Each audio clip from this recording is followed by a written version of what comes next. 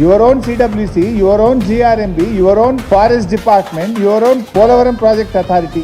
ఈ 4 కూడా కేంద్ర ప్రభుత్వ ఆధీనంలో నడిచేవే. ఈ 4 సంస్థలు ఆంధ్రప్రదేశ్ ఇచ్చిన డిపిఆర్ ను తిరస్కరించినాక మళ్ళీ దాని మీద చర్చ ఎక్కడిది, మీటింగ్ ఎక్కడిది? అసలు మీటింగ్ పెట్టడమే పెద్ద తప్పు. ఇవాళ రేవంత్ రెడ్డి పోయి ఆ మీటింగ్ లో కమిటీ అయ్యింది, కమిటీ ఎట్లా చెప్తా గట్ల చెప్తా అని వింటా అని తలుపు రచ్చుడేంది? అసలు నాకు అర్థం కాదు. కమిటీ వేసే ప్రశ్న ఎక్కడిది?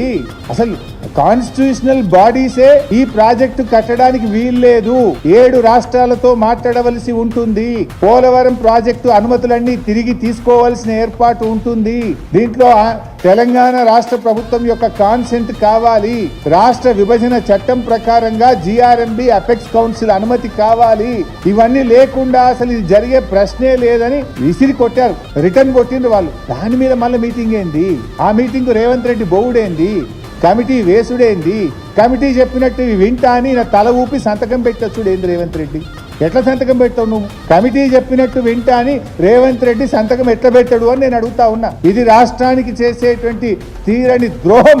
తెలంగాణ పాలిట ఇవాళ రేవంత్ రెడ్డి మరణ శాసనం రాసే ప్రయత్నం చేసిండు. నువ్వు ఇష్టం వచ్చినట్లు చేస్తే బీఆర్ఎస్ పార్టీ చూస్తూ ఊరుకోదు. 14 ఏళ్లు పోరాడి తెలంగాణ సాధించిన పార్టీ ఇవాళ చావు నోట్లో తలబెట్టి కేసీఆర్ గారు తెలంగాణ సాధించారు. అందువల్ల కేసీఆర్ గారు ఉన్నంత కాలం, బీఆర్ఎస్ పార్టీ ఉన్నంత కాలం తెలంగాణకు అన్యాయం జరిగితే మేము సహించము.